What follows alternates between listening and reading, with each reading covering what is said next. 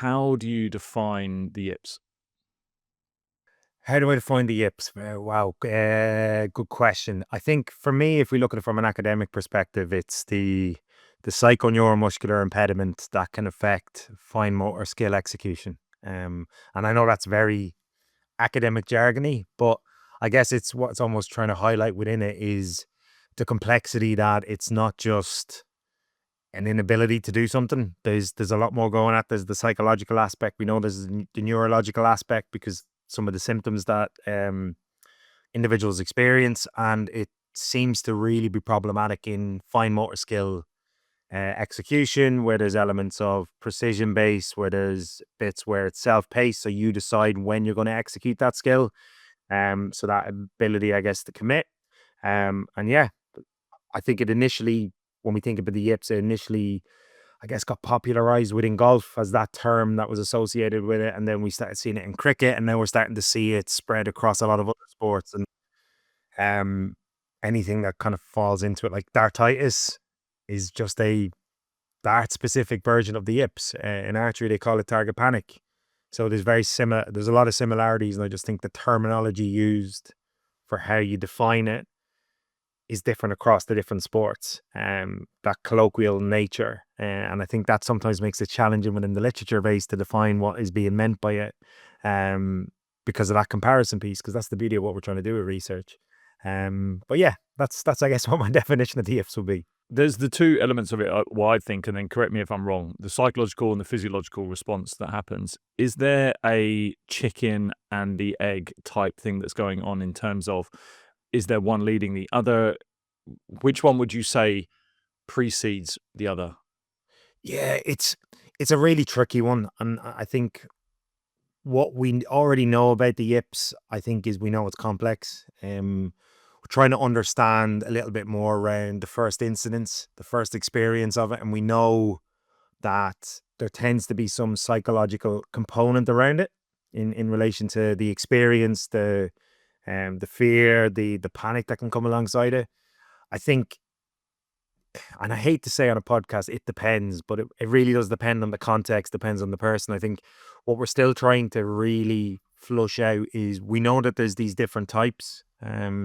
So we've got the type one, which is very much the dystonia based symptoms, which means that context is almost irrelevant in relation to where they experience it. They could be in the training ground, they could be with no one watching and they're having it and they get these jerks and tremors.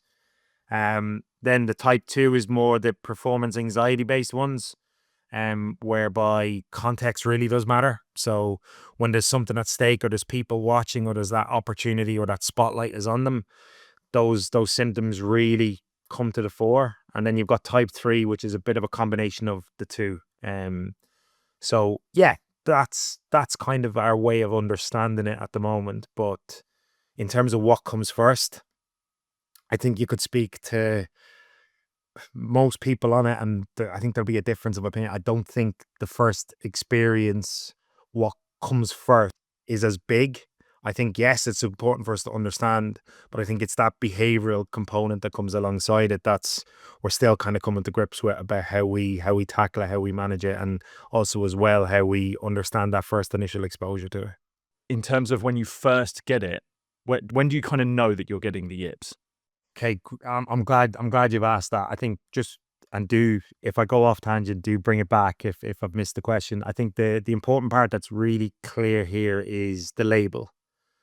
The term yips has almost got this voodoo element to it, that it's no one wants to talk about it because they know how damaging it can be in terms of career. Like, I think if you speak to anyone who's played at a level where they're consistently competing, they'll have seen or know of someone who's had it, and they'll also know of someone who it's ended their career.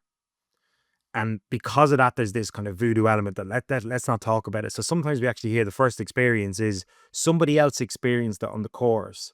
I seen it and was like, I don't want to get it. And then it presented in their game. So it's like, it's contagious. So nobody wants to talk about it. So like, oftentimes what I talk about in both my applied work as well as kind of some of the findings coming out from the literature is the importance of that term.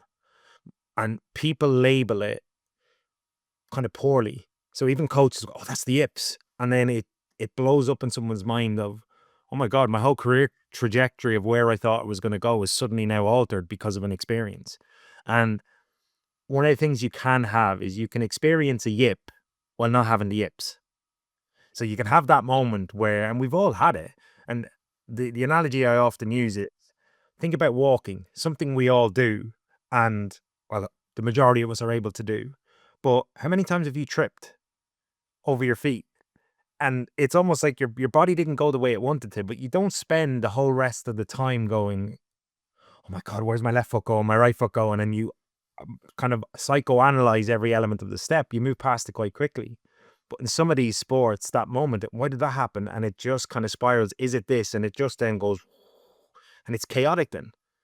So that kind of fast pace, when you've got this automatic skill and you then bring in these slow conscious thoughts, it just causes disarray. And that's a really challenging aspect. And like walking, the analogy I often use is, if I ask you to walk on, say, for example, I put about a 6x4 plank of wood on the ground and I ask you to walk across it, you do it fine.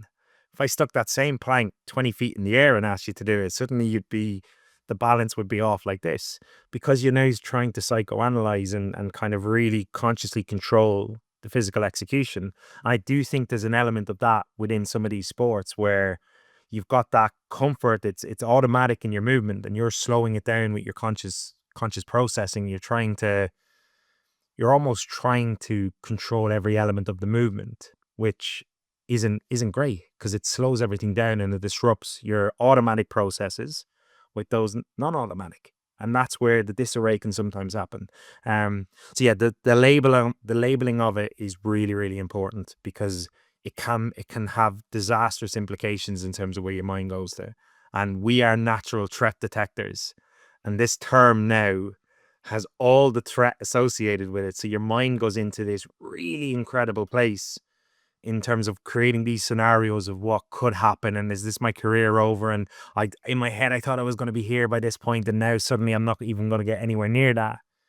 It's like, oh, let's pump the brakes a little bit. It was just an experience. So that first experience, I think it's not so much stopping it happening, it's how you process it and how you manage that and the story you tell yourself around it. That's a really, really important one. Leading off from that, what happens when someone then has another experience and they either feel, whether it's slight anxiety, a yip, but they've already rooted in that story that they did yip in the first instance? Has that person then, are they doomed to labeling themselves forever someone who has the yips, is someone who is susceptible to anxiety, maybe a choker? What happens after that first experience that you see? Yeah, and I think as well, choking and the yips, they often get tagged as the same thing. And I guess that's sometimes the challenge, because you've heard the quote before that everyone chokes in sports, so it's about being the one who chokes last is usually the one who succeeds.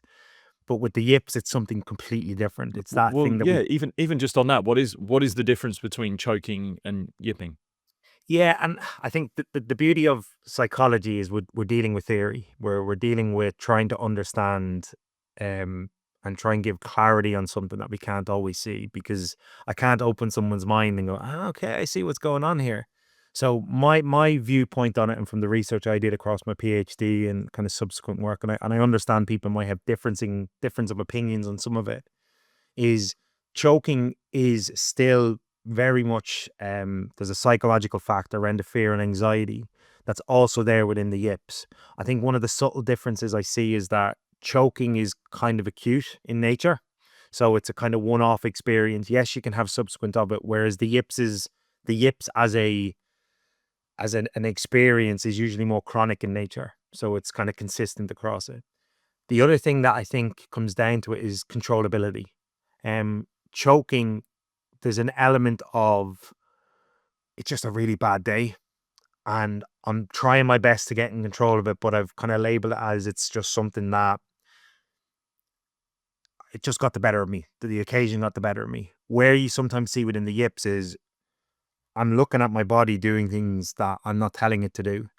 And there's suddenly this part of disconnect between, I don't know what's happening here.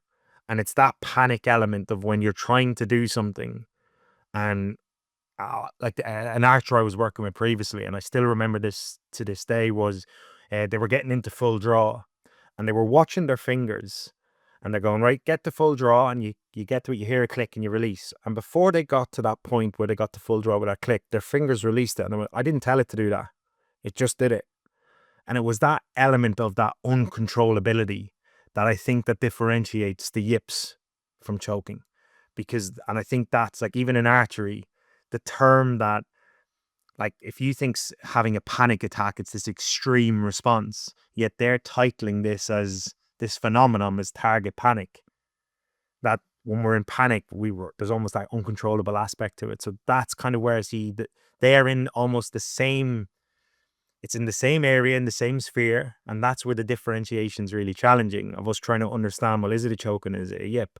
And I think sometimes a choke, what I've definitely seen from the people I've spoken with, is you can have a severe choke that the way you process it, and if you have it again, can then suddenly lead into an experience of the yips. Because if we think about, imagine if you're constantly changing your routine because of that conscious processing aspect, that unrhythmic or that kind of uncoordinated movement could now become part of your process, because you've been doing it for a while, it's become ingrained. So there's an element that can lead into it.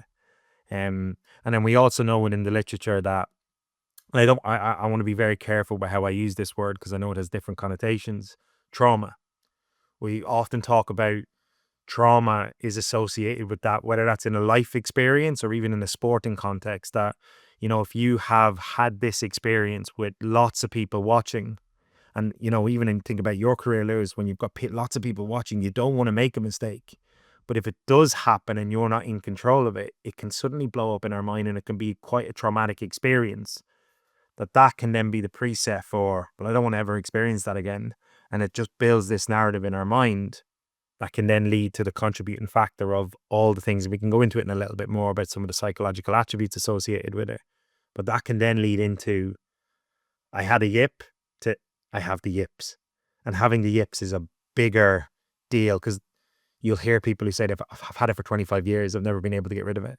And we're not talking about the weekend performer. We're talking about, in any of the sports, you can look at icons in those sports who have had it, like darts, Eric Bristow, snooker, Stephen Hendry, where they come out and mention and label this term. You are talking about elite performers. And I think that as well brings an element of fear that, it can happen to anyone. Yeah, I like that. I understand the sense of control. I think I've even felt that. There's moments where, for example, I've choked in under pressure, but you still feel like, one, you're trying hard to do something where you feel under control. So you feel like I'm trying to bowl this ball, I'm trying to hit this ball, I'm trying to do whatever, and I'm working hard, and I don't at any moment feel like I've lost control in what I'm doing. So that sense of control makes sense. And even that art chokes, the idea of like my fingers releasing before it has. So kind of going back to where we were, subsequent experiences after the first experience of yipping, what happens there? What usually are the trends you see psychologically with people? Yeah, I think it's one of the most challenging things is just that element of, how can I word it, how they ruminate over the experience. And I think it's about how almost there's this belief that it's going to happen again before they even step into that performance zone again. So I think it's really important that we're developing the coping mechanisms for, I guess, the three phases of performance: the build up, the performance itself, but then also the come down from it. Because we sometimes want to move past it, particularly the challenging scenarios, and it's like, I want to forget about it, but we never forget about it. We don't want to consciously engage with it because it's uncomfortable, it's painful. But there has to be an element, I think, where, the body. I hate it when we're talking about somatic experiences. I was doing some kind of CPD recently on it, and we were talking that, are we thinking machines that feel, or are we feeling machines that think? And actually, there's that element of, we are feeling machines. Like we hold our experiences in our body, and even if we don't consciously process it, if you've had a fear of something all your life, the moment you put yourself in that scenario, even if you don't consciously spot it, your body goes into, oh, there's a threat here. And we can have that kind of freeze tension moment. That again, that comes down to how we experience and the narrative we tell ourselves and how we unpack that and how we manage that. So it's really interesting just seeing from the psychological profiles. I've seen people who've had a yip and it's like, no, it's fine. No, these things happen, and they genuinely tell themselves and believe that, and then they go up and they move past it straight away. And then you might have that other individual who processes it in a very different way. And it's almost like the analogy I often like to use is if our anxiety is like a fire and we have this fire in front of us, sometimes what our natural response is and this is what I mean, it's all about good intention, is I want to put the fire out a little bit, keep it at bay. But when we're in a panic state, we just pick a liquid up and we don't realize that liquid's petrol. And we throw that over thinking we're helping, we're doing the right thing. But now suddenly the fire is exploding and we're struggling with that. It's taking that moment to go, I think I'm helping, but it's actually not the thing that works. And, some of these scenarios, you can't work your way out of the challenge. You sometimes need a different perspective on it. And sometimes to get that perspective, we have to slow down a little bit and we have to take a moment and take a pause. But everything we've been conditioned to is, no, in sport, definitely work harder at the problem, work harder, keep working. Well, we can work in a different way that's still as effective. So it's never about intention. You often hear that or I've definitely seen or heard that in these scenarios, it's because they're not working hard enough or they're not putting the time in. No, they definitely are.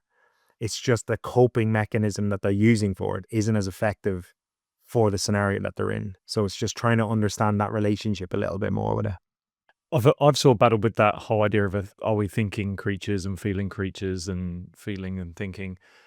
And how you described it, I still kind of, my belief is that I do kind of feel like the experiences you've had, whether your body has reacted in a certain way, there's been some sort of thinking going on, right? Whether it's conscious or unconscious that's going on. And then I think the response to whatever happens subsequent after that, again, whether it's just a reaction and you're like, oh, the jerk reaction was in my body, there's been a thinking process that's happened far quicker than your body could ever reacted, and that's how you've responded. So my initial train of thought is that we fall between being thinking creatures that feel, because then our thinking creates our feeling.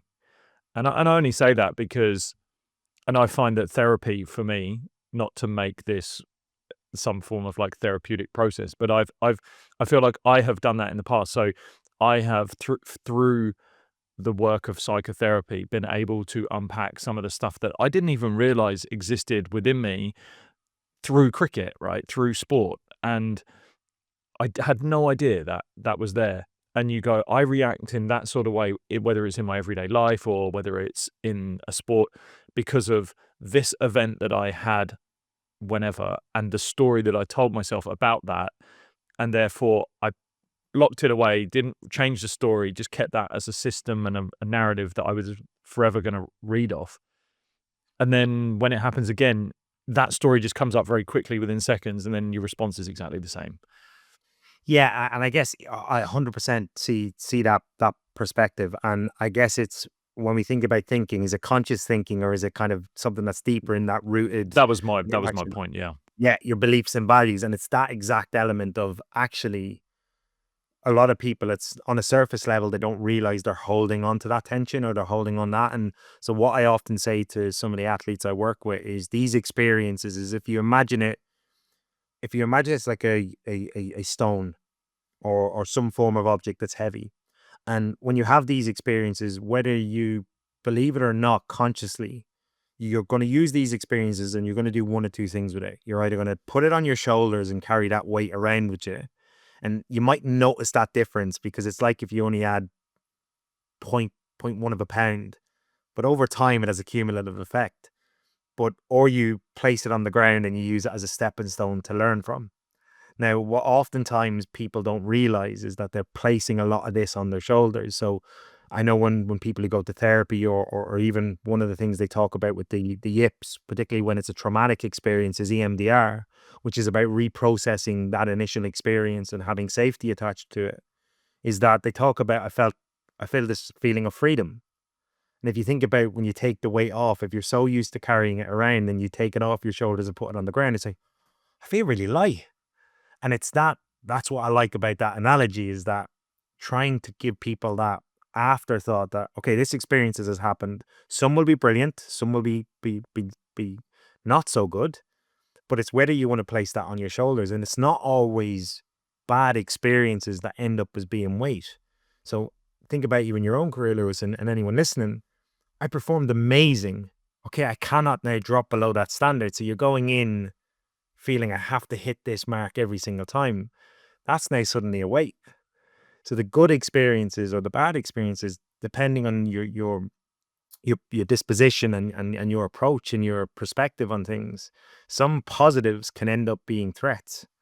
And then for others, that same experience could be a challenge and it's an opportunity. So it's a stepping stone.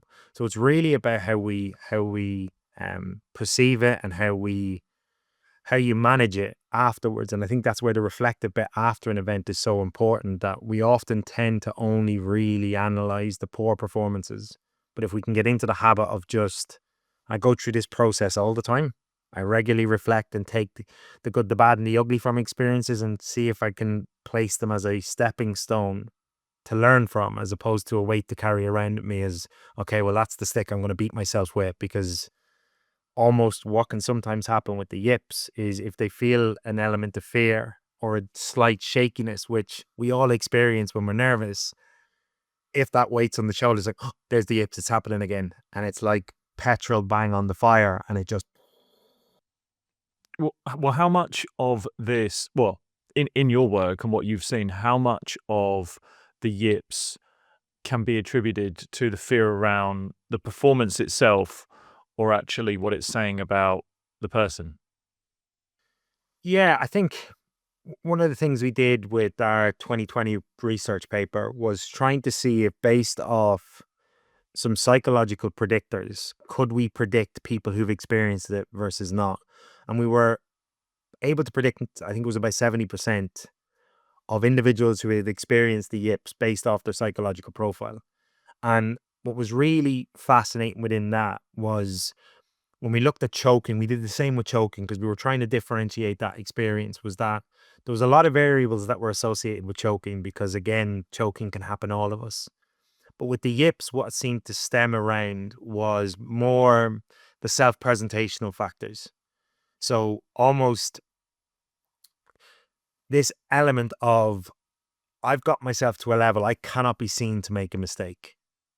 So in our head, if we do make a slight mistake, we blow it up in our head as being something way worse than it was. Or there's this, suddenly we have to hold ourselves to a level that's unfair. So you often hear about people talking about the weight of a jersey. So suddenly now I can't be seen to make mistakes. But what we also found, which I found really exciting, is it's not just about, I don't want to be seen to be imperfect. I don't want you to see it, and I don't want to tell you my imperfections.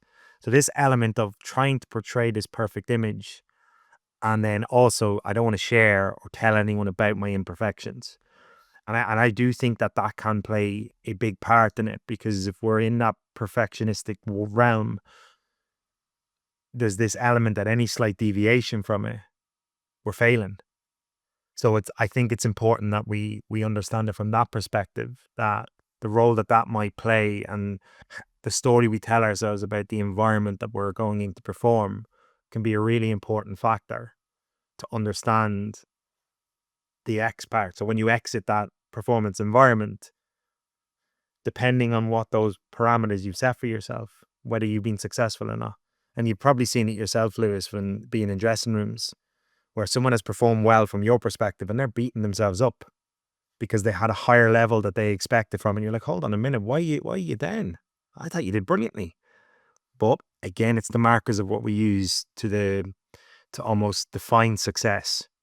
And that's a really challenging one to unpick. So that was a really fascinating one that kind of came out from that research. And I've definitely seen it with the individuals I work with that who experience these types of kind of experiences is, well, yeah, I can't be seen to make a mistake. Well, I'm at this level now, so I shouldn't be making these mistakes. And it's like, why?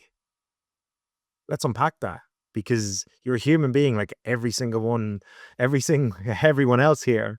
And this is what I mean. This condition or this experience isn't just for athletes. You see it in other performance domains because how we build that picture up. Oh, well, I've been doing this for 10 years. Should I be still making these? Should this still be happening to me? And I say, hold on a minute, let's take a second. So suddenly now we have to be perfect in everything we do. Were there any other predictors that you found of what would predict the yips?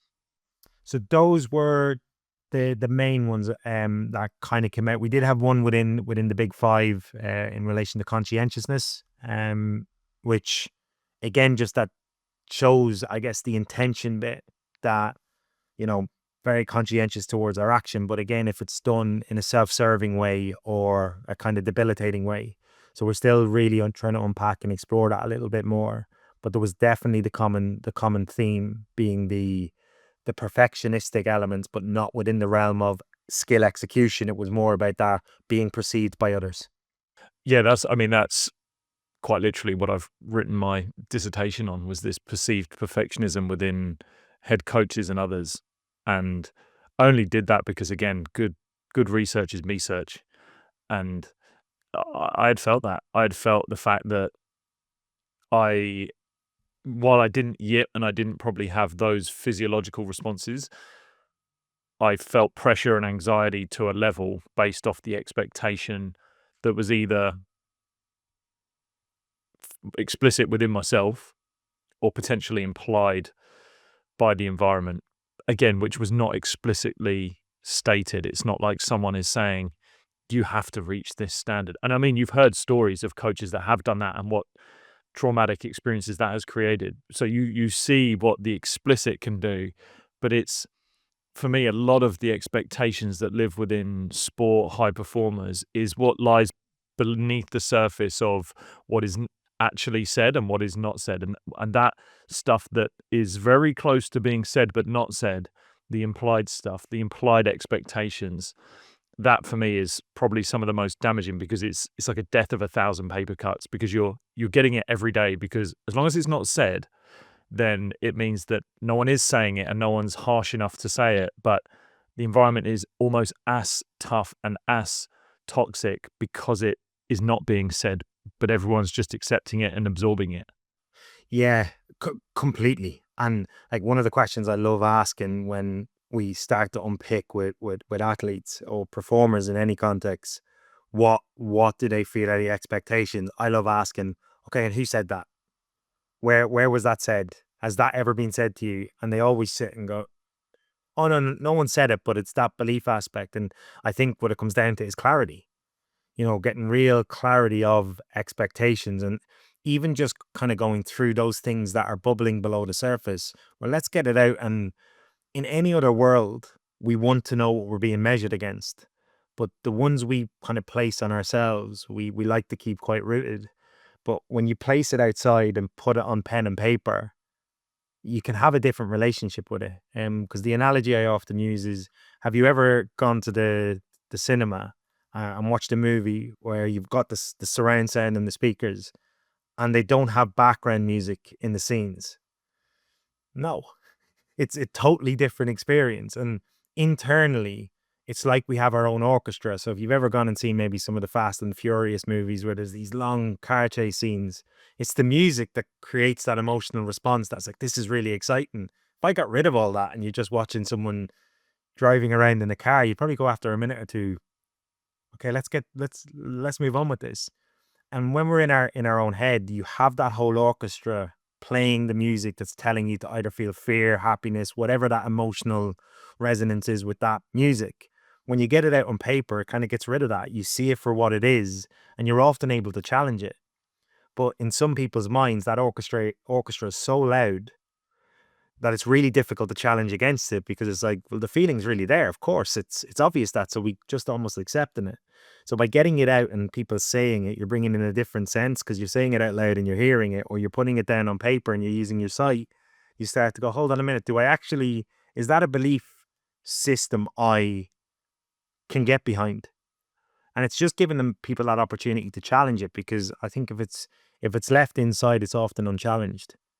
And that's where it can fester, and it can be constantly putting petrol onto that fire and stoking it in a way that you're not intending to, but you think you're helping yourself because pushing to that. With all of this that is around the story that you're telling yourself, the expectations that you're building, the pressure that might be sort of bubbling away, is there a level of individual that is more susceptible to having the yips? So, what I mean, from amateur to professional, who's probably more susceptible to getting the yips? I don't think it's a case of levels in terms of the hierarchy, in terms of the weekend warriors type that go out every weekend and perform up to elite. The reason I say that is because I think you might notice it more as an athlete because you're so attuned to what, as a professional athlete or someone who competes on a regular basis, you're so attuned to knowing what a sense of norm is that it can almost be more easily identified. But I do think there's an element. So with our research, yes, we tried to look at elite, and some of the research we're doing quite now is trying to differentiate between those levels to distinguish it. Because I just actually think it's part of the human condition. It's part of the personality traits that you might have someone who experiences it as someone who plays golf once a week or just cricket the odd time, and they might still experience it, but it's not as blown up in their mind because they're just doing it for a bit of fun. But that experience can still happen. It's just the narrative off the back of it could be different. So um I think, yeah, intention of I really want to do well at this and I really want to maybe see this as a career. I think that can add fuel to the fire of it. But I think that's more on the storytelling afterwards than if you're more likely to experience it or not, because you'll have people in a whole other walks of life that can experience something similar, but they mightn't tell that story afterwards. Okay, yeah. Yeah. I mean, let's move this in a direction that's a bit more positive as well. H- How do people and can people get themselves out of having the yips? Yeah, I think so. 100%. I think some of that, the challenges is, and what I try and talk about is, if there's a voodoo on it, imagine if, and I know when we talk about susceptibility and kind of the probability rates of the likelihood of that, you'll see in the Yips literature, it varies from, I think it's like 14% all the way up to 60, 70. Okay. And if there was any other thing that affected 75%, or even let's just go in the middle, 50% of the population, we'd be going, well, why aren't we talking about it? Like, why aren't we kind of more open to discuss something? And I do think it's that. There's this still fear associated that if I experience target panic or if I experience the yips, I don't want to talk about it because I don't want you to get it. And it's that element of that contagiousness that if we're sitting in that sphere, then you're living with the story of it in your own head with the full orchestra playing, and it's never going anywhere. So I think from a positive perspective, let's have conversations about it. Let's actually break the myth of it being this game changing, career ending, the whole world is going to end because I now have had this experience. That is the first big thing, because then we can get onto a level playing field with it. So even when it comes to literature and us trying to understand it, sometimes people who have it don't want to be tested in it because it further emphasizes, look at how wrong things are. Look what I can't do. So we're not able to really dive into understanding it more. So I do think definitely from a clarity of understanding perspective, this is what we do. The second thing I'd probably say from a strategy perspective is there things that you can do? Yes. What I will say is the human condition is complex. So same with the yips. We know it's a complex phenomenon. We know that with it being a psychoneuromuscular impediment, there's a lot at play here. So there's not, unfortunately, this will fix everything. Just use this. Here's the pill. You take this and it'll all go away. There'll be different nuances that when you work with a psychologist who has an understanding of it, are able to look and identify the root cause of what's potentially at play here and propose a strategy or an intervention that aligns to that. So, for example, EMDR gets this viewpoint is this is the thing that cures yips. And I speak to coaches all the time about this, and they'll say, yeah, the only thing I found that works is EMDR. And that's because it's either that individual has had a trauma response that's causing this aspect within their sport, that when they use EMDR, that's there as a trauma informed intervention. That's what it's designed for, and it has really great effect. What But it is it? won't What have is effect. EMDR? So it's eye movement desensitization regulation, and it's this aspect of it kind of goes. So this experience we often associate with this fear and threat. And what it's trying to do is get you to reprocess that experience with a level of safety. So it's done with clinical psychs or those who are clinically trained, because it's getting you to relive that experience, but associate it with better, with a more safer, how can I word it? Kind of a safer grounding. So suddenly that experience isn't as, imagine it like it's holding on to you. It doesn't have so strong a grip. You're almost reprocessing that experience. So that's very trauma informed. And so that works if there's a trauma there and there's an experience that they're able to unpack as the root, whether that's the first experience or something that was at play. But that mightn't necessarily work if they haven't got that, if that wasn't the case. So I do think there's then other strategies at play that, thinking back to the story we tell ourselves afterwards, there's an awful lot that can be done in developing effective coping mechanisms to help us understand and manage that internal dialogue that we have. But also, like we said earlier, we're feeling machines. But how can we manage somatically what's at play? So when we go into that fight or flight or freeze, is there a way that we're able to ground ourselves into that more calm space? Pump the brakes on that physiological response. So you see it in, I love it in some of these sports where, whether it's archery or cricket, or for example, even sports like rugby league or rugby union, where, okay, you watch a kicker beforehand, they've gone from maybe big tackles and they're full of adrenaline, that, right, how am I going to calm myself down to do this precision-based execution?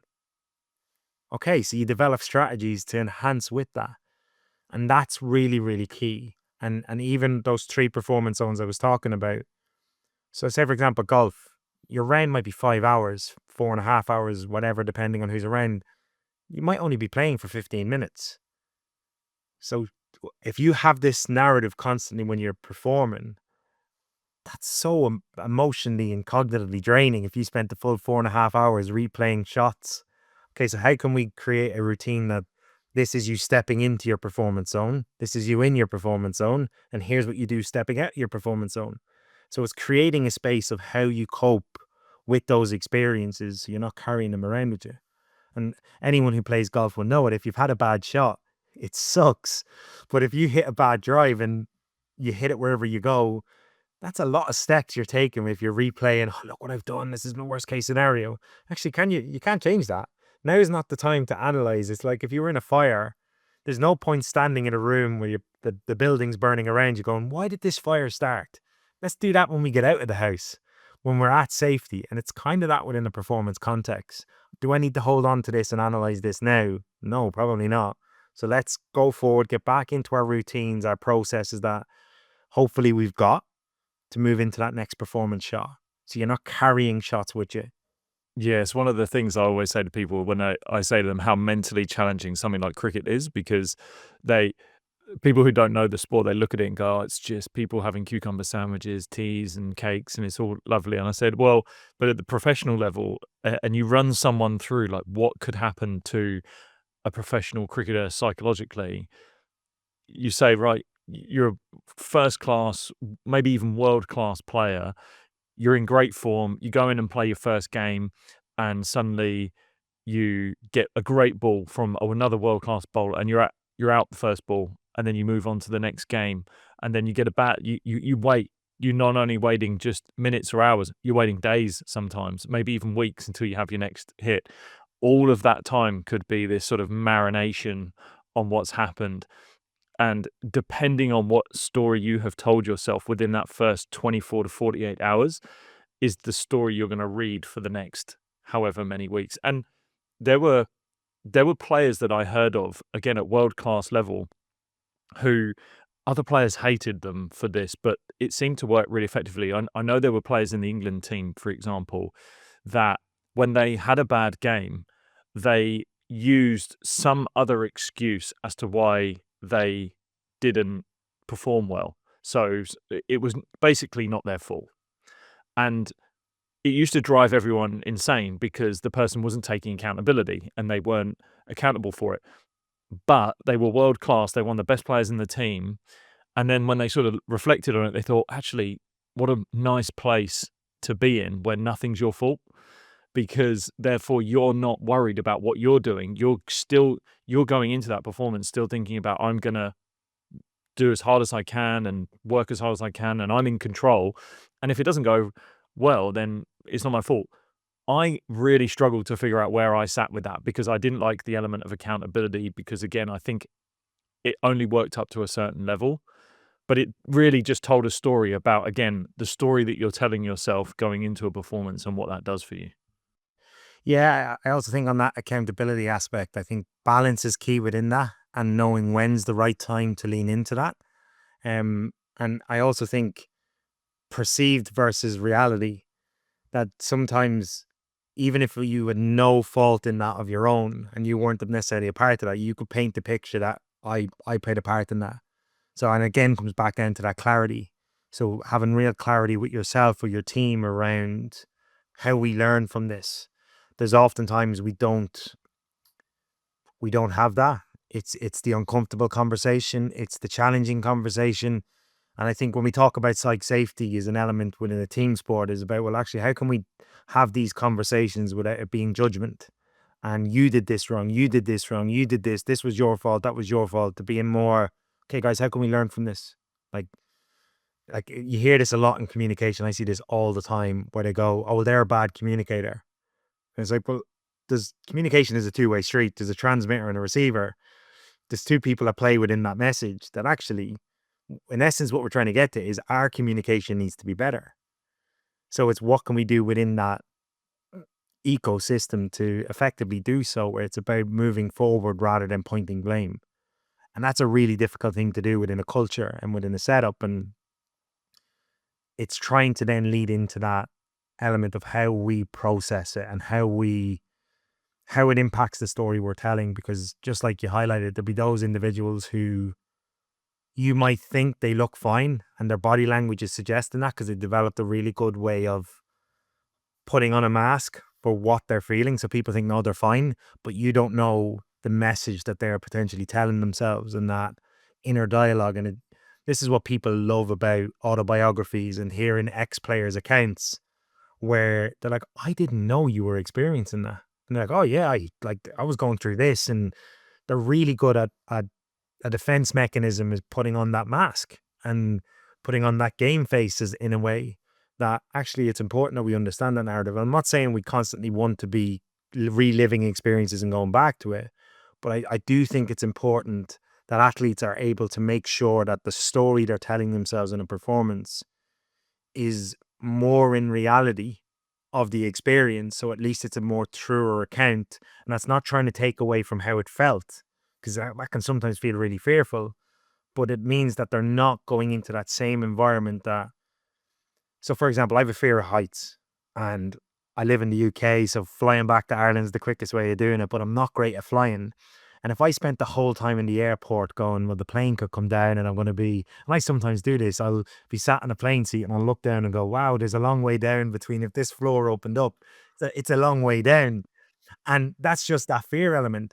But if I didn't tell my wife about that and I'm not open about that, I'm nervous and apprehensive about it, like, that'd be a really extreme scenario in my head. So it's then having that support network that actually, no, my wife now knows that I have that fear. And when we're sat in the plane, she's like, no, you're grand. Everything's okay. So we've developed strategies that I can fly anywhere and I'm fine with it now. But that fear isn't not there. If I find myself in a situation where my heights, my body will naturally go into that tension. But even if something happens in a scene in a movie and it goes this shot and it's the drop down, my body, even though I haven't told myself that, I haven't went, oh wow, that's a long way down, my body will feel a natural response. And it's because of that belief structure, which is why some athletes, the feeling machine element is the narrative they've told themselves. If their body finds themselves in an environment that they've built up as a threat, their body will react so much quicker than the conscious mind will, which is why we are those feeling machines who think. Because the consciously think, that prefrontal cortex action happens after the amygdala's taken in the information and the body's gone into fight, flight, or freeze. It's gone into that stress response because you've told that belief structure, your brain and your body has picked up threat, threat, threat. These are the threats. And before you can consciously tell yourself, no, we're going to be safe, you are going to have those feelings. So it's about being able to be more manageable and be able to be more accountable to those. And that comes from talking it through, which is why a lot of athletes, the therapy side, are working with a sports psych. There's that feeling of freedom because you're understanding what's going on in that internal battle. What can people do when someone is having the yips to best support them? And I would say that the only thing I'd add is you mentioned the 3 stages where potentially like the lead into something, the actual during it, and then after.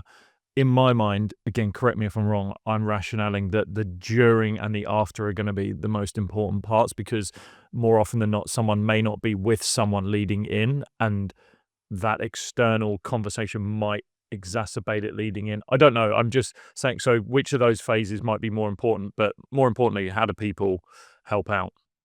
Yeah, great. I'd probably argue that I don't think there's a more precise phase. I think because if you spend the whole time building up to it in your head that it's going to be this negative experience, any slight when you're in that performance domain that goes towards that belief structure, that's when the body can react and respond with the threat. So we actually know from some of the research done on the theory of challenge and threat that they were able to predict successful outcome. And I know one of the early studies was done on cricket, and they were doing it on bowlers, that they were able to predict by telling people the task and measuring their physiological response. They were able to predict who was likely to be successful and who wasn't. And that's the pre-bit, the storytelling going into it, whether they viewed it as a challenge, i.e. an opportunity to succeed, or whether they viewed it as a threat. Here's where things could go wrong. And they were able to predict, I can't remember the number off the top of my head, but it's Jamie Barker's work. And that element of challenge and threat, that narrative of how you perceive an upcoming performance, helping individuals to see the opportunity rather than the threat is a really big one. And helping people to work on that. I think as teammates, like what I often find is understanding what your definition of performance is, or high performance. And for me, over the years of working in the space, it comes down to the 3 aspects for me: is that ability to have an awareness and a management of your thoughts. And I'm not saying that it's all super positive, but being able to manage and be aware of where your mind goes.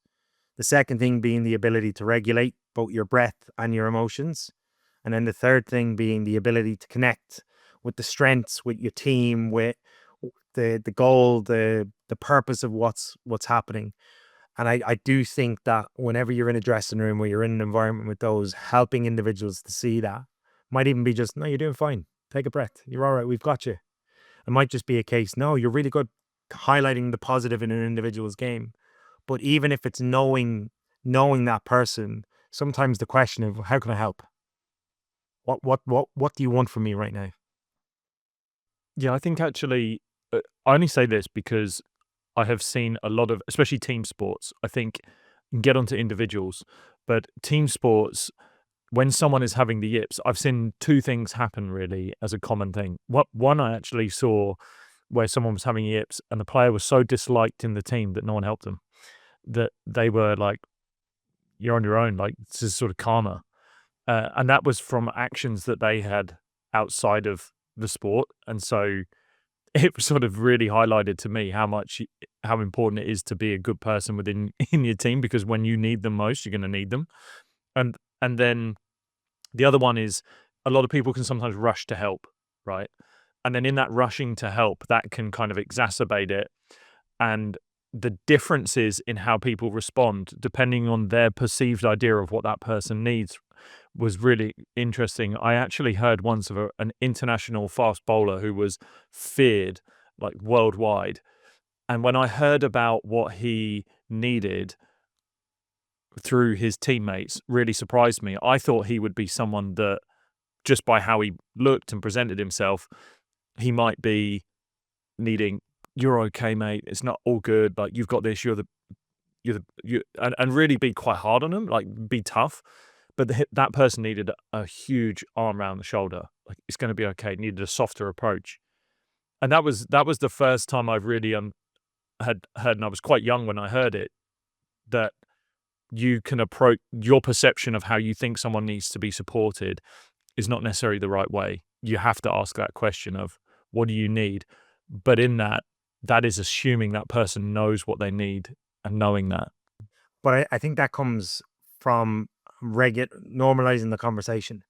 So people are able to go that actually we know what each person likes in the team from a support perspective before the fire happens, before they're in that stress situation, that we're actually open to have that conversation. And just on that point you mentioned about someone who experienced it and they weren't liked, I'd even challenge the narrative on that. Was that just because that was the easy version as to why nothing happened and no one went to seek help? Or was there another element to it that I don't want to have that happen to me, so I'm not going to get involved and unpick that because I need to get my mental game right, and I don't want that seeping in. So I'm not saying that was the only reason. Could Maybe, you say yeah, more on it? that could have. I know for a fact that he was really disliked.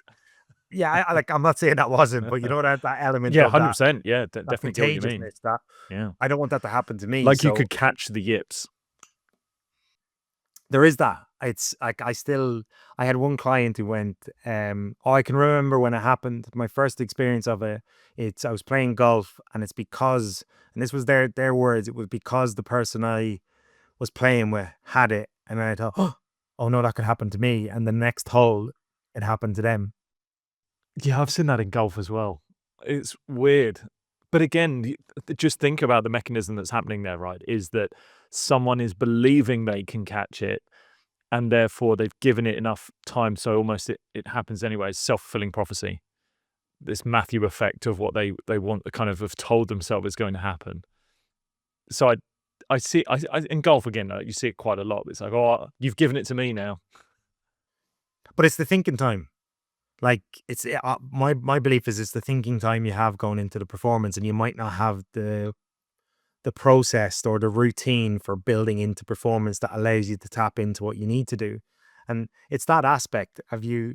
If you're walking with someone and they tripped, you don't spend the next 5 minutes going, well, what happens if I trip? And you consciously focus in on your movement. If you did that, even today, for anyone listening, try it. The next 5 minutes of walking, focus on making sure you don't fall. It's suddenly a lot more mentally challenging and demanding because you're very much in tune with it. That you might then see a slight trip and go, normally you just bypass that. But now, because you're trying to avoid it, any slight, oh my God, yeah, my feet's a little wobble there, you tune in on it and you focus tuning on it. And then it can kind of lead to that element of fear. So, and also within sport, it's not like walking where you're able to do it all the time. Like sport, there's only, in golf, 18 holes. In cricket, you've only got a certain number of bowls. In this, there's a real pressure on opportunity to engage in it. And that's where the psychological factors can just be really intensified. So it's then developing those strategies to how you manage it, because you're not going to get rid of pressure. You're not going to get rid of, like I often hear that athletes come to me, can I get rid of pressure? I want to get rid of it completely.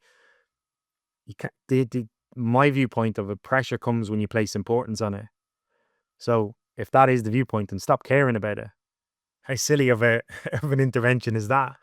It's not going to work. I was going to say, it's really hard to say that to an athlete, to say, like, don't care about it. It's like, well, I can't. And I had someone similar, a player that I was working with, where they said, I want my player to play fearlessly. And I said, honestly, you're not going to get that, because that's assuming that they're going to be in an environment where they are without fear and there is no fear.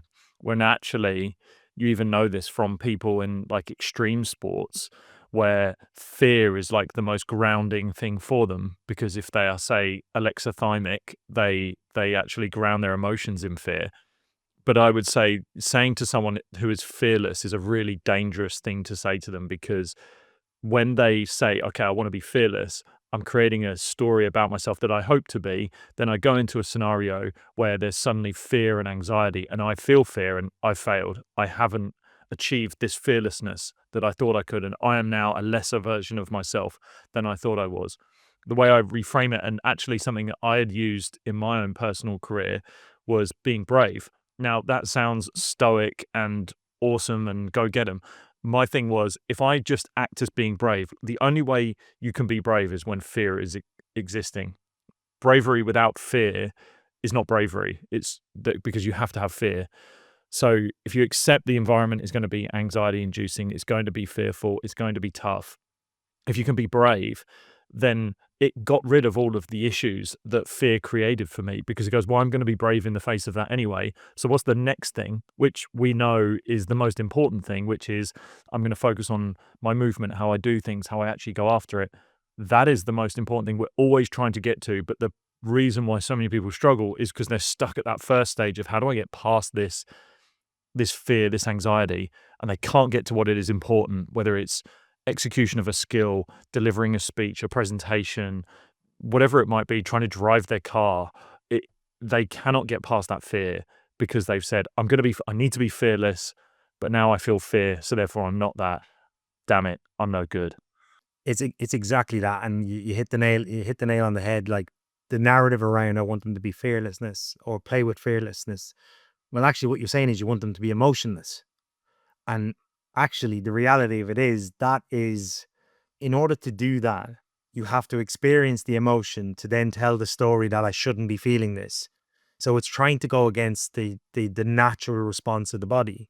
And so the bit where you said to be brave, it's exactly that. What we talk about is, okay, so what you're saying is you want the player to play with courage.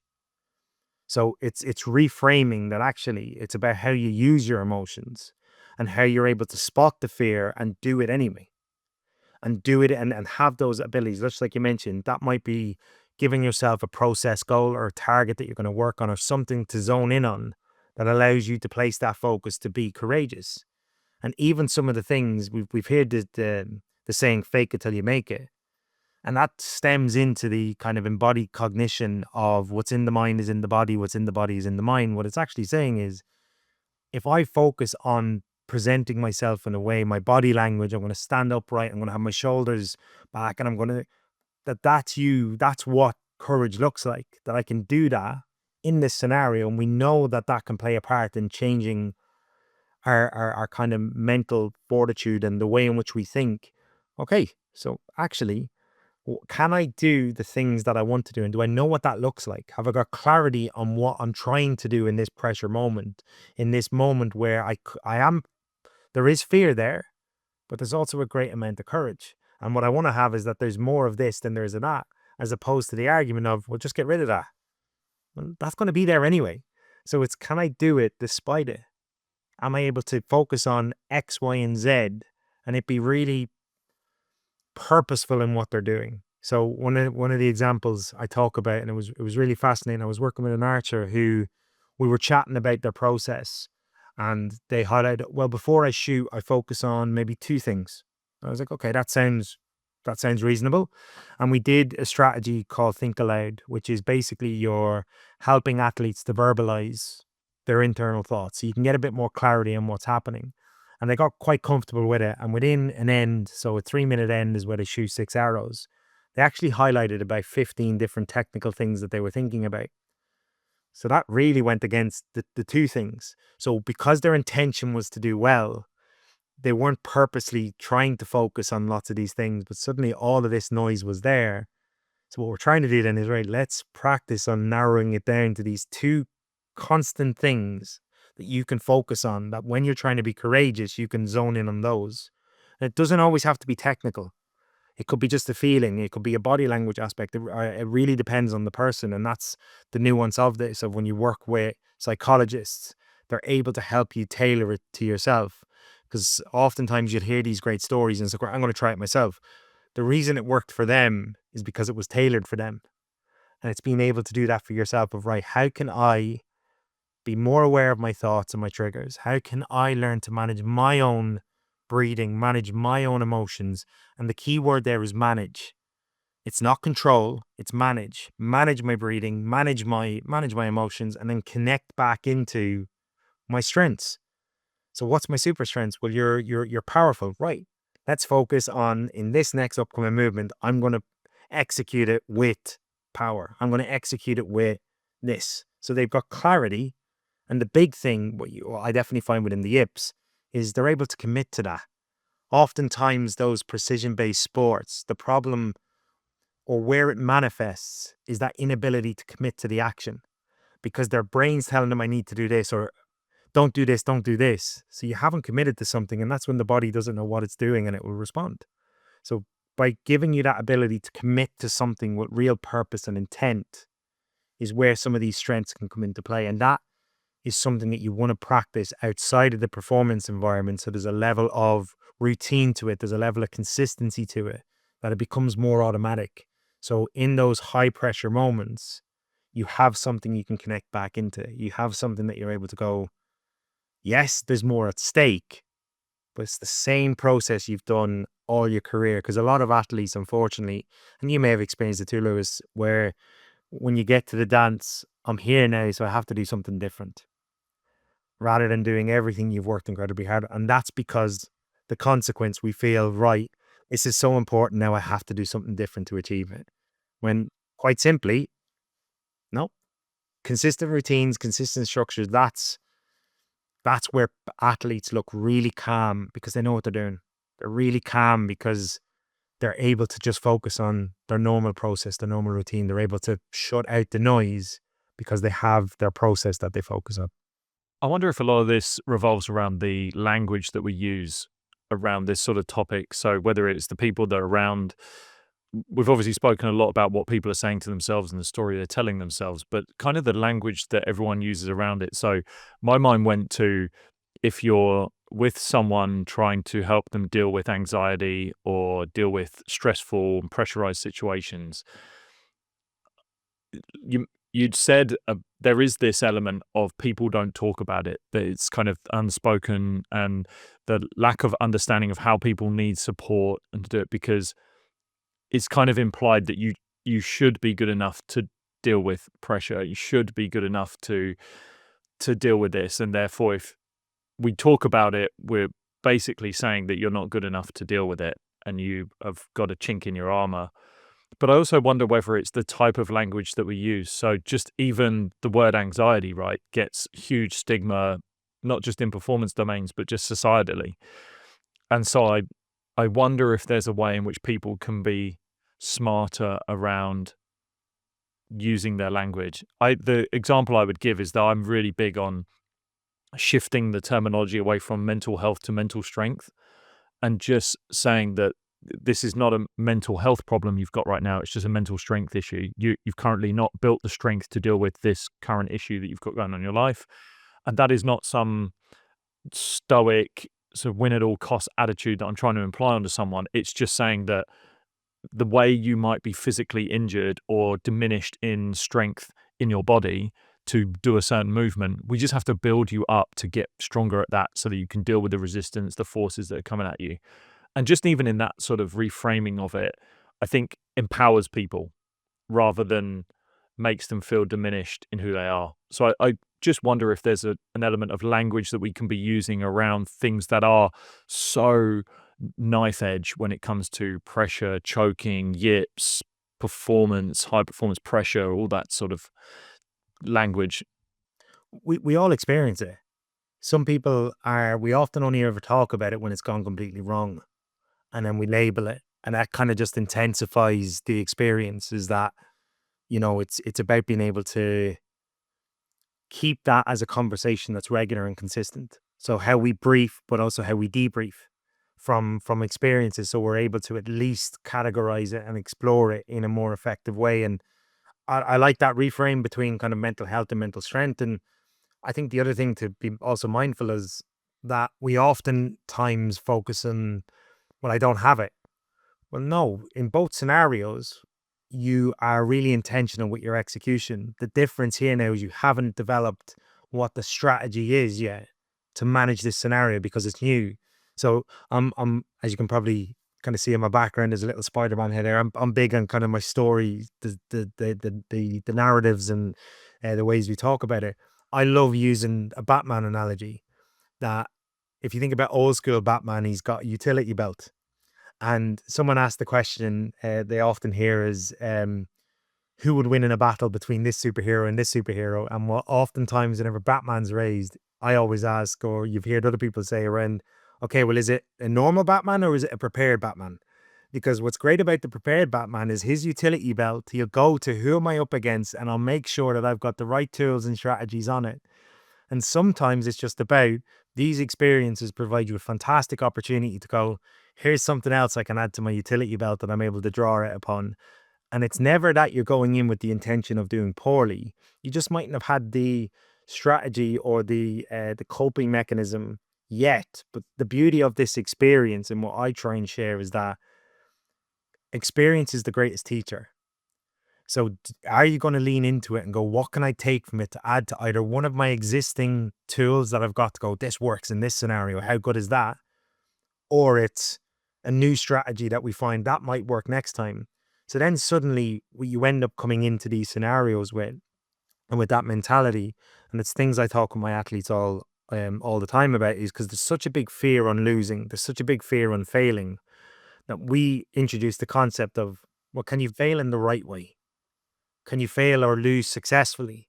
And what that means is that, okay, well, if the outcome doesn't go the way I want, well, let's see if we can lean into some of our processes to really battle test them to go, well, actually, you know what? I was able to hang in there a lot longer than I anticipated. Or that person, that some of the concepts I use with some of my athletes is that, was it a case of they earned it, your opponent, or was it a case that you let them? And I know letting that sit with you is that when the moment's starting to run away, did you switch off? Or can you go up to your opponent at the end and shake their hand and go, you weren't that well done? Doesn't take away from the feeling of it sucking to lose, because nobody likes losing. But it's that element of going, oh, you had to really earn that, fair play. Like I wasn't, you beat the version of me today, but you got 100% of what I was capable of right now. I threw everything I physically could, and that will allow you to find purpose in every situation. So then the outcome doesn't always drive the narrative. And through that, that's where you start to develop your utility belt. That when I was in those scenarios where I felt at 30%, 40%, I know these strategies really worked. And that's the perfect time to battle test. It's the perfect time because training's great, but it's not always as pressurized as real life competition. This is when you start to really see what tools work for me. And that's where experience can be brilliant, because what the Yips shows and the story I try and help athletes see is, are you thankful for that experience, that when it happens that you can learn from it? Because the moment that happens to you, people go, I want to go to a time before that happened. That's never going to happen. You've had that experience. There's no way we can get rid of it. So how can we use it in a positive way to go, well, it's taught me this. It's taught me this element. Okay, brilliant. So that, although a challenging, horrible experience, it's taught you something valuable that you can then start to use. So it's enhancing the strategies as opposed to looking at, whenever I'm in this scenario where this is a play, I have to be fearful of it. And that's where the response comes into play. So the moment we're next in a scenario like that, we panic and we tense up, as opposed to, oh, I'm in this scenario again. I know what strategies I need. So it's helping you to be more reflective on it, if that makes sense. Yeah, this goes nicely into where I think something is really effective, really effective for people, which is the training of dealing with pressure. And if you've had the yips, how do you then train to overcome it and to battle it? So is there ways in which you can get close to feeling that pressure? Can you simulate it? Can you invoke those feelings? Are there routines that people can be doing? How does someone train themselves to overcome the yips? Yeah. So even that term is something I always battle with, about to overcome something. Because to overcome something is almost like, I'm going to move past it and leave it there.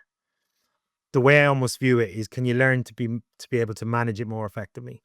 Because the reason I say this, because to overcome something, if it ever happens again, we go into that failure mode of, "Oh, I'm back here again." So I like viewing it as, it's just an experience. Now you can manage it. because so then if it ever happens again, it's not, oh no, I've just had a year, and it goes into, I'm back to where I was. It's more of a, okay, we've been here before. It's okay. The world didn't fall around us last time. We know how to, so you can go into that kind of firefighting plan. When it comes to, well, in essence, we talk about pressure training. Pressure training is all about, it's really important to have opportunities, but also consequences. And they have to be very personable, and they have to be very meaningful to that individual to evoke that response. So when I mentioned about competition battle testing, I don't mean you first start trialing these techniques in competition. Far from it. You want to battle test the confidence and the trust in the technique and training. So we often talk about the important thing is, yes, in training, you'll have your technical development, you'll have your tactical development, but we should also have our development of being a performer. So can I perform where there's only one opportunity to do it right and there is something to win or something to lose? What that may look like is very tailored to each individual. So you're almost going to create your own little recipe card of, these things cause pressure and these are the strategies I can use, and here's the potential opportunities or outcomes. So you can be really tailored to what that might look like. I had one athlete where it was, if you get her, like when we have these certain drills within their training, if you succeed, you get this. But if you fail, it might be something like, okay, you've got to do the dishes at home tonight. And this is a younger student, and they hated that. So that caused a response. But it's then trying to lean into those little things, those nuanced things, because in essence, what we're trying to do is, can we create a pressured response of something that we don't want to happen, that is inconsequential in the bigger term, but it causes a similar response. So I've heard of golfers who, and I'm not recommending this, by the way, but they'd be on the putting green, and you can't leave the putting green until you make a certain number of putts, even if you need to go toilet, because it's then going, oh my God, the pressure, the feeling, the sensation that I've got to make it here. But it's that, in essence, what we're trying to create is, can we evoke that response that allows us to go, let's battle test these routines, and links all the way back to what I talked about originally around that commitment. Can I commit to my techniques? Can I commit to my coping mechanisms and trust that this will help me navigate this scenario? That comes from repetition, just like any of your other skills, your mental skills, your mental coping strategies and techniques. You need to apply, and this is just my personal belief, you have to apply the same level of intensity in your preparation like you do with any other skill, because that's where it becomes more muscle memory. That's where it takes less conscious thought to go, oh, I've meant to do that, as opposed to just going, oh, this is what I do. And it's part of your ingrained routine. Yeah, I think you really hit the nail on the head in terms of how hard it is to simulate the pressure that you're going to feel that can invoke something like the yips or choking and high pressured situations. Something that I'd played around with and really want to try in the future is, I I believe a lot of this stems from a lot of social pressure. So if you go back to the perfectionism side of things, I'd be really interested to know which dimension of perfectionism plays the biggest role. So that perceived element of perfection from someone else is essentially the socially prescribed perfectionism. So the idea of the environment setting a standard and expectation for you to have a high standard. And so my belief is, in order to train that, is to, especially in the world we live in, I kind of feel there is more pressure and anxiety around that self-presentation. I've got to be someone to deal with the pressure, because image has now become such a thing for people, especially athletes at a young age. There's like a brand that they have to create from a very early age. So in order to train that, why not try ways in which to invoke more social pressure around them? One thing that I loved, and I really wanted to do if I hadn't have retired early in sport, was try to convince a team to bring in audiences around their training sessions. And why I say that is because when you look at cricket's a good example. When you look at professional cricket, your pressure comes from on the pitch when eyes are all on you. When you go and watch an international team has so many added elements of pressure, because when they train in cricket, you're actually allowed an audience to be around those net sessions quite a lot of the time. When they go to these big stadiums where they're performing, there are so many people that are watching. If you're in Australia, there can be literally 1,000 people watching you train. And that's pressurized because you're having to upkeep this level of self that you're creating. And I teased this idea of, in pro environments, why not invite more people in to come and watch your training sessions? Why not invite schools or kids to just be around? I know there's probably health and safety, but be around your training sessions where they're having to where they're seeing you perform your skills, and adding just a pressure that's never existed before. Because I'd heard a player that I played with, he went to a school and they did this sort of workshop with him, but when he got there, they mic'd him up, they put him in a net, and they got him to explain exactly what he was doing. And when he came back in the change room, he said, that was serious pressure, because I was having to tell these kids, even though they're young, what I'm about to do, and then I have to do it, and I have to really think about all of my coping strategies for how I deal with pressure, and then execute it. And I thought, why can't we simulate that in more environments? Key thing I'd say is, to some athletes, that scenario creates pressure. For some athletes, it creates opportunity. So Yeah, there's your no narcissists pressure are gonna response. love it. So it's the way I almost look at it is, and this is the thing, it's got to be tailored, it's got to be prescribed, because for some athletes, the pressure could be, no one's going to be watching, no one's going to be doing it. Can you do the boring aspect and still be successful with it and hit a certain performance metric? Because you've probably seen it in all dressing rooms. There's those individuals who rise to that occasion and absolutely love it. And then there's some athletes who that occasion becomes the weight of the world on their shoulders. But you would argue that those are probably not the people we're even talking about in this conversation, right? Not necessarily, because remember, pressures is an experience all of us have. It's understanding the different parameters that can come in. So even those could still come in. I either want to be seen to be X, Y, or Z, or those socially prescribed pressures. It's really about being able to be targeted on each individual and what causes pressure to them, and tailoring and I know this adds another dimension to it. And this is like some of the work I do. I work as close as I can with the coaches to help them create what those menus can look like. So they're so specific that one training block or one activity might only hit maybe 20% of the group. And the next activity, that group is almost having a break, but you're then adding in elements that target this group, that creates that pressure. I do completely agree on what we're trying to do with performance scenarios is make it as realistic as possible to the performance domain. So that's why that analogy you just mentioned and that strategy, there's definite credence to it. I can see the benefit of it, but it's equally then trying to build it into the other aspects, the other components of a drill to go, because some players love having coach feedback, others might not. So if I said, right, for this time, the coach is going to come out and you're going to have to deal with it yourself without that guidance, that might evoke a pressure response. And others might be, no, I want you to listen to the coach. And that creates the pressure response. So it's trying to look at different and innovative ways, because what we're trying to do is create uncomfortable environments for athletes to battle test the strategies to be more comfortable in that, as opposed to getting rid of the uncomfort.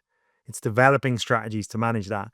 But human beings are complex, and what causes and evokes that response, we have to be able to understand. And that's where the discussion bit, the understanding the stories they tell themselves, you'll start to pick out what are the characteristics that cause a person to think this way or feel this way. Okay, how can we use that to help? Yes, give them the tools and strategies to cope with it, and then create an environment and training or drills that allow them to battle test it and build up that comfort, build up that confidence, build up that trust. That if they then go into the performance environment, I've got skills and strategies I can use. And it's not a blanket approach of, okay, guys, we're going to do just this, and that's going to work for everyone. It won't. It's the tailoring of how you make it land with that athlete within that environment. And it is just like with coaches and their technical skill, there's a lot that goes into them understanding how to transfer from training to competition. It's the exact same when it comes to our mental strategies too. That's why it's so important having psychologists who have years of training in how to navigate that, of how they can land that effectively with the client, because there's a lot of gray area of what will work, and it's how you navigate that. And unfortunately, it is a bit of trial and error. Some athletes, you'll get it first or second time. Other times it's, right, that didn't work. Let's reshape it. Let's remold it. And you're constantly building on it, because as you gain more and more experience, what worked for you. Well, think about it. What worked for you in the early part of your career probably didn't work for you at the latter end of your career. You had to reshape the strategies. You have to reshape the perspectives, and it's a constant evolutionary aspect in your development. Your mindset, like any other skill, is a muscle that, yeah, different stages of it, you'll build on different things, and building and working with that as you get older and as you become more experienced. Oftentimes, though, the challenge is working on the mental side of your game. It initially starts with, does that mean I'm weak? So it's trying to bring the balance in that, no, your brain's a muscle. Can we tackle? So look at a physio or a strength and conditioning coach. Do you only go to them when you're weak? No. Yes, you can, but you go to them, but can I get stronger? It's the same with your mental game. Can I work on things that allow me to enhance what I'm doing? Those 0.5%, that 1%. Or if I have a challenge, yeah, we can work on that too. So it's trying to, I guess, take the stigma away that working with a psych is, I'm going to get you, because we see this on TV. We're going to lie you on a couch and we're going to talk about your childhood issues. Well, no, we don't do that. We can, but we don't. We work on these areas when it comes to performance gains. Yeah, a lot of our conversation has been around sport and athletes, but I think so much of this is actually transferable to other domains, to other worlds. Sport's so easy to just talk about when pressure hits because we see it so much. We're emotionally invested in it. We see it far more often. But I even think about domains like public speaking, or even singing. People that have kind of got the yips through singing and, yeah, public speaking as well. They know what they've got to say. They just kind of can't physically say it. There was this one incident that happened recently where someone I know who's sort of in air traffic control had seen a pilot have to pull out of a landing 3 times during tough conditions, but was pretty much the only pilot that day that had to pull out of a landing. And I thought to myself, well, they would have done a lot of simulation runs. They would have done a lot of practice with different conditions using the instruments, but none of that would have actually added in an element of thinking, all of the people in this plane are now thinking a certain thing about me. They're worried this plane is going to potentially, at the worst level, crash. And you're now adding that anxiety, of the secondhand anxiety of other people, into the situation. And it was just, for me, another example of, which is why this conversation ended up being really timely, of how Yips doesn't just exist in the sport domain. It can be in a lot of different things.